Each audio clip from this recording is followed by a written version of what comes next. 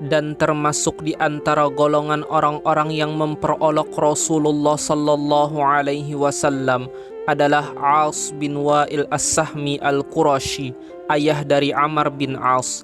Ia adalah seorang dari pembesar kaum Quraisy yang terkenal dengan permusuhan dan kedurhakaan terhadap Nabi sallallahu alaihi wasallam.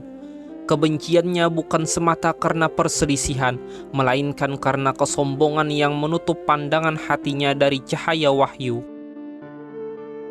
Ia sering berkata dengan nada congkak dan penuh ejekan, "Gharra Muhammadun ashabah ayyuhyau ba'dal maut, wallahi ma yuhlikuna illa ad-dahr."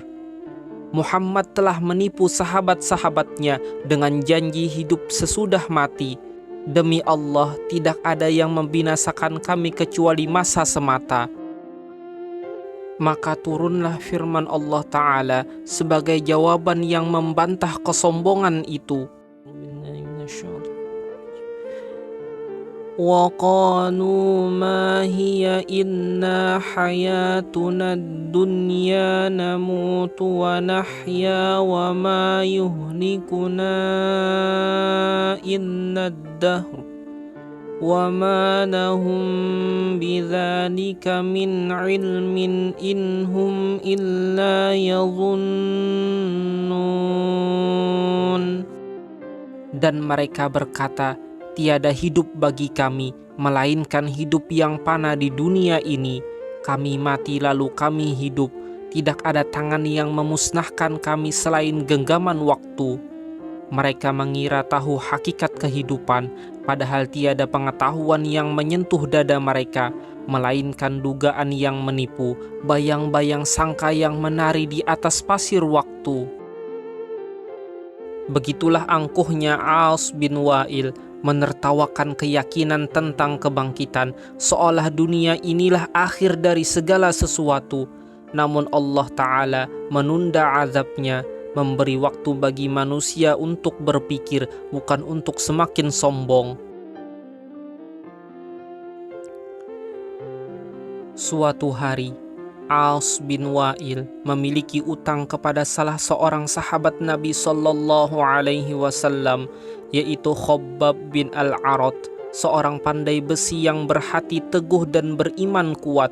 Tatkala Khabbab menagih haknya dengan sopan, terjadilah percakapan yang akan diabadikan oleh Al-Quran untuk selama-lamanya. Khabbab berkata menuntut haknya, sementara As bin Wa'il menjawab dengan nada mengejek dan merendahkan. Alasta yaz'umu Muhammadun hadzal ladzi anta ala dinih anna fil jannah ma yabtaghi ahluha min zahab aw fiddah aw thiyab aw khadam. Bukankah Muhammad yang kau percayai dan kau ikuti agamanya itu mengklaim bahwa di surga nanti tersedia segala yang diinginkan penghuninya, emas yang berkilau, perak yang berkilap, pakaian indah, dan para pelayan yang melayani dengan penuh kemuliaan? Khabbab menjawab dengan penuh keyakinan, "Bala, benar, memang demikian adanya."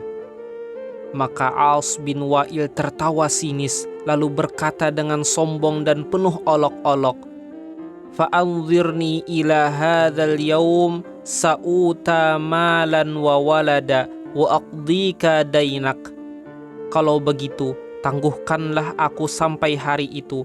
Aku pasti akan diberi harta dan anak, lalu aku akan melunasi utangku padamu. Betapa besar kesombongan yang menguasai lisannya. Ia membayangkan bahwa nikmat surga yang dijanjikan kepada orang beriman akan ia dapatkan pula, padahal ia kufur terhadap Tuhannya. Ia menjadikan hari kebangkitan sebagai bahan ejekan dan menjadikan janji Allah sebagai bahan tertawaan. Maka turunlah firman Allah Ta'ala menyingkap kebodohan dan kesombongannya. أفرأيت الذي كفر بآياتنا وقال لأوتين مالا وولدا أطلع الغيب أم اتخذ عند الرحمن عهدا كلا سنكتب ما يقول ونمد له من العذاب مدا ونرثه ما يقول ويأتينا فردا. Maka tidakkah engkau melihat orang yang kafir kepada ayat-ayat kami dan berkata, aku pasti akan diberi harta dan anak. Apakah dia telah menyingkap tabir gaib, ataukah dia telah membuat perjanjian dengan Tuhan yang Maha Pengasih? Sekali-kali tidak, kami akan mencatat apa yang ia katakan, dan kami akan menambah baginya azab dengan berlipat-lipat, dan kami akan mewarisi apa yang ia katakan itu, lalu ia akan datang kepada kami sendirian. Maka tertulislah kisah As bin Wa'il sebagai ibrah bagi mereka yang mengingkari hari kebangkitan. Ia menolak untuk tunduk kepada Rasulullah sallallahu alaihi wasallam, lalu menantang dengan kesombongan seolah dunia ini tempat kekal bagi dirinya. Namun Allah Ta'ala menegaskan bahwa kelak ia akan datang sendirian, tanpa harta, tanpa anak, tanpa kebanggaan, tanpa penolong. Begitulah akhir orang yang memperolok janji Tuhan. Ia menertawakan kebenaran, lalu kebenaran menertawakan kehinaannya di hari pembalasan. Dan termasuk pula di antara golongan orang-orang yang memperolok Rasulullah sallallahu alaihi wasallam ialah Aswad bin Abdu Yaghuth Az-Zuhri Al-Qurashi, seorang dari Bani Zuhrah, yakni kerabat dari pihak ibu Rasulullah sallallahu alaihi wasallam. Sebab Bani Zuhrah adalah kabilah Aminah binti Wahab, ibu beliau yang mulia. Namun, darah kekerabatan tidak membuat hatinya lembut. Kegelapan kesombongan telah menutup mata jiwanya, hingga yang seharusnya menjadi penghormatan justru berubah menjadi ejekan. Setiap kali ia melihat para sahabat Nabi sallallahu alaihi wasallam datang dari kejauhan, wajah-wajah mereka bersinar dengan cahaya iman, namun pakaian mereka sederhana, langkah mereka teguh, dan kehidupan mereka penuh kesabaran. Ia pun menertawakan mereka dengan nada penghinaan dan berkata dengan lidah yang dilumuri sombong, "Qad ja'akum mulukul ardi." Lihatlah, telah datang kepada kalian para raja bumi, katanya sambil tertawa dan mengejek, karena ia memandang para sahabat Nabi sallallahu alaihi wasallam hidup sederhana, pakaian mereka usang, dan kehidupan mereka keras, jauh dari kemewahan dunia. Padahal dalam kesederhanaan merekalah tersimpan kemuliaan yang sejati, dan dalam pakaian yang lusuh itulah terselip cahaya yang akan menaklukkan dunia kelak. Ia pun tidak berhenti di situ saja. Setiap kali berjumpa dengan Rasulullah sallallahu alaihi wasallam, ia menebarkan sindiran dengan senyum mengejek, berkata dengan penuh cemooh, "Ama kalimatul yaum minas sama?" Wahai Muhammad, adakah hari ini wahyu turun dari langit? Ia mengucapkannya bukan dengan keinginan akan kebenaran, melainkan dengan olok-olok, seakan wahyu hanyalah khayalan, dan malaikat hanyalah dongeng bagi orang-orang yang bermimpi. Namun, langit tidak diam, setiap ejekannya naik ke atas, menjadi saksi atas kebodohannya sendiri, dan setiap kalimat yang keluar dari lisannya akan kembali kepadanya kelak sebagai azab yang pedih.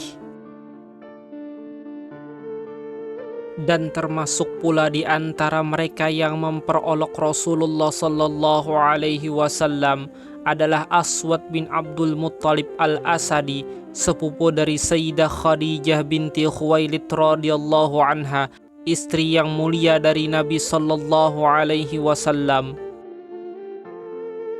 Aswad dan kelompoknya, para pembesar kaum Quraisy yang keras kepala dan sombong, biasa duduk di tempat-tempat yang ramai di sekitar Ka'bah, mengawasi jalan yang sering dilalui oleh para sahabat Nabi Shallallahu Alaihi Wasallam. Setiap kali orang-orang beriman melintas di hadapan mereka, wajah mereka berseri karena iman, langkah mereka tegar meski hidup dalam kesempitan. Aswad dan pengikutnya pun saling berpandangan dan mengedipkan mata satu sama lain, menandakan ejekan dan penghinaan terhadap kaum mukminin yang mereka pandang rendah. Mereka tertawa dengan congkak, sementara orang-orang beriman berlalu dengan tenang, tidak membalas dengan cercaan, karena hati mereka telah disibukkan oleh cinta kepada Allah dan Rasul-Nya. Maka turunlah firman Allah Ta'ala menyingkap sifat para pendosa yang memperolok hamba-hambanya yang soleh. Innalladzina ajramu kanu minalladzina amanu yadhakun wa idza marru bihim yataghamazun wa idza qalabu ila ahlihim qalabu fakihin wa idza ra'awhum qalu inna haula'i ladallun.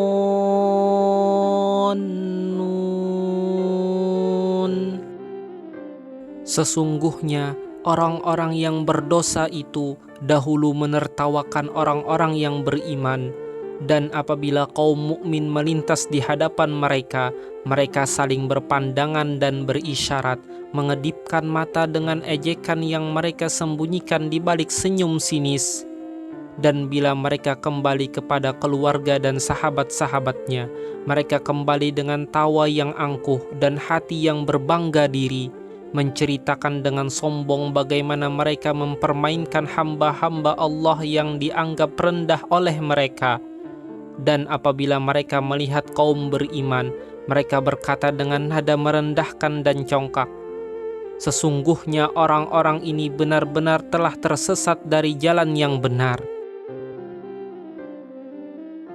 Maka Allah pun mengabadikan tawa mereka dalam firman-Nya, menulisnya sebagai ayat yang akan dibacakan di mihrab dan mimbar hingga akhir zaman, agar menjadi pelajaran bagi hati-hati yang hidup, bahwa setiap tawa yang menghina kebenaran akan bergema kembali sebagai tangisan di hari pembalasan.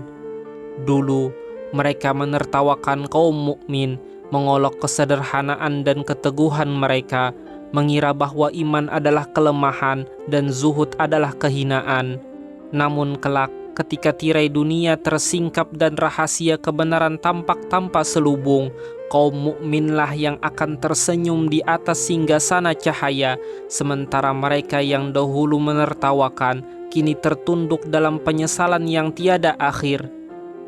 Di sanalah setiap ejekan menjadi bara, setiap tawa berubah menjadi jerit, dan setiap penghinaan terhadap kebenaran menjadi saksi yang menyeret mereka ke dalam azab yang kekal. Sallallahu alaihi wasallam.